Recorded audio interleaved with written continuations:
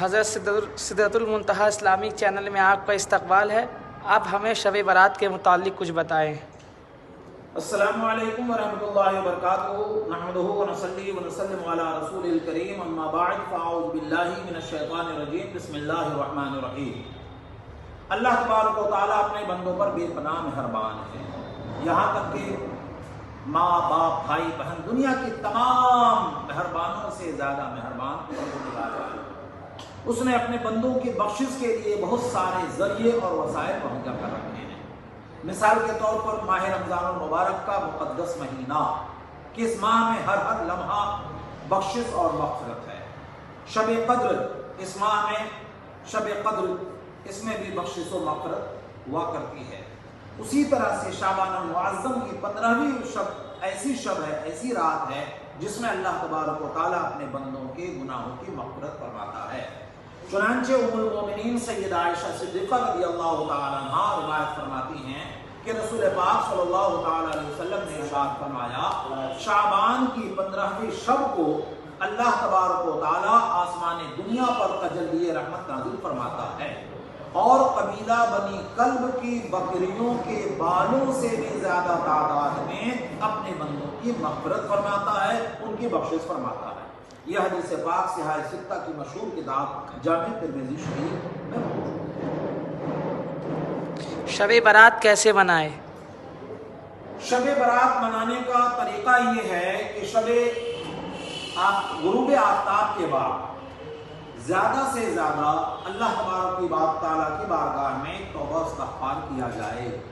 آپ یہ پڑھیں، استغفر اللہ ربی من کل ذنب واتوب الیہ، استغفر اللہ ربی من کل ذنب واتوب الیہ، یعنی اللہ میں اپنے گناہوں سے، ہر چھوٹے بڑے گناہوں سے توبہ کر رہا ہوں، میری توبہ قبول فرما.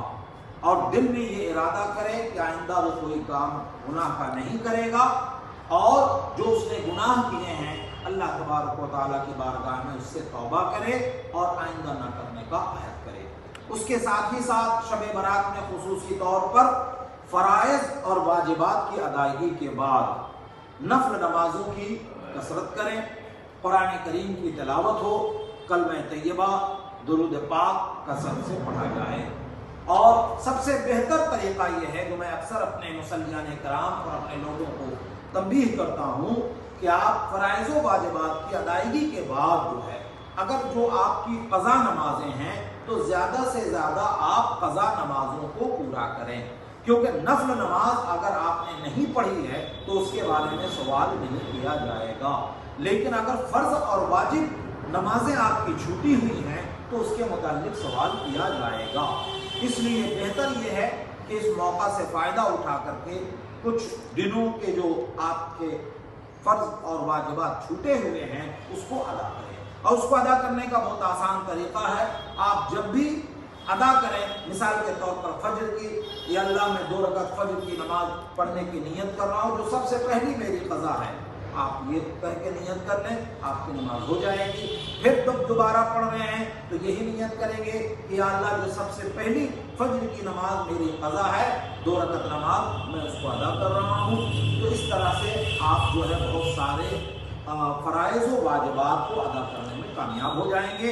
اسی کے ساتھ ساتھ اس شب میں جو ہے اپنے مرحومین کے لیے بھی دعا کریں، صدقہ و خیرات کریں اور ان کے لیے بھی مغفرت کی دعا کریں.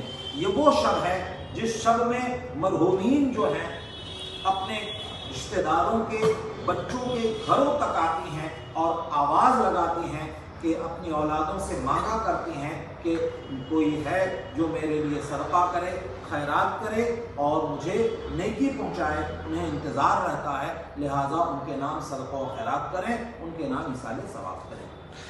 بزرگوں اور مرحومین کے مزاروں پر کب جائیں؟ شعبان المعظم کی 15ویں شب میں رسول پاک صلی اللہ تعالیٰ علیہ وسلم غروب آفتاب کے بعد تشریف لے گئے. اس لیے رسول پاک صلی اللہ علیہ وسلم کی سنت کریمانہ کے مطابق آفتاب کے ڈوب جانے کے بعد نماز مغرب کے بعد آپ کیا کرتے ہیں کہ مرحومین کے قبروں کی طرف تشریف لے جائیں اور ان کے لیے دعائیں مغفرت فرمائیں اور ان کے کیا کرتے ہیں کہ درجات کی بلندی کی دعا کریں. मज़ारात औलिया पर जाने का तरीका क्या है? देखिए, मज़ारात औलिया पर जाने का तरीका ये है कि कदमों की तरफ से आप जाएं और सिरहाने खड़े हो तो कम से कम 4 हाथ की दूरी पे खड़े हो और आयतल कुर्सी, चारों कुल, अलहम्द पाक और जो कुछ भी आपको आता है आप पढ़ें और पढ़ने के बाद दुआ करें कि अल्लाह मैंने जो कुछ पढ़ा इसका सवाब रसूल पाक सल्लल्लाहु अलैहि वसल्लम की बारगाह में नज़र है, हुजूर के सदक़े जो है जुमला अंबिया किराम, शुहदा, तमाम शुहदा करबला, जुमला सहाबा और तमाम मरहूमीन की बारगाह में नज़र कर रहा हूँ, कबूल फरमा। और साथ में जो साहिब मज़ार हैं, या अल्लाह उनको भी ये मिसाल सवाब है, कबूल फरमा। और फिर क्या कहते हैं, अपने मरहूमीन के लिए दुआ फरमाए, उनके दर्जात के लिए, दर्जात की तरक्की के लिए दुआ फरमाए। रोज़ा कब रखना है? रोज़ा जो रखा जाएगा तो रसूल पाक सल्लल्लाहु ताला अलैहि वसल्लम शाबानुल मुअज़्ज़म में कसरत से रोज़ा रखा करते। चुनांचे उम्मुल मोमिनीन सैयदा उम्मे सलमा रज़ियल्लाहु ताला अन्हा रिवायत फरमाती हैं कि रसूल पाक सल्लल्लाहु ताला अलैहि वसल्लम शाबानुल मुअज़्ज़म के महीने में बहुत कसरत से पूरे माह रोज़ा रखते, यानी बहुत कसरत से रोज़ा रखते। तो सबसे पहली बात तो ये कि ज़्यादा से ज़्यादा शाबानुल मुअज़्ज़म के महीना में रोज़ा रखा जाए और उसका मकसद ये है ताकि आने वाले रमज़ानुल मुबारक के लिए बंदा तैयार हो जाए और उसका कोई रोज़ा ना छूटे, कोई रोज़ा क़ज़ा ना हो, इसका प्रैक्टिस हो जाए।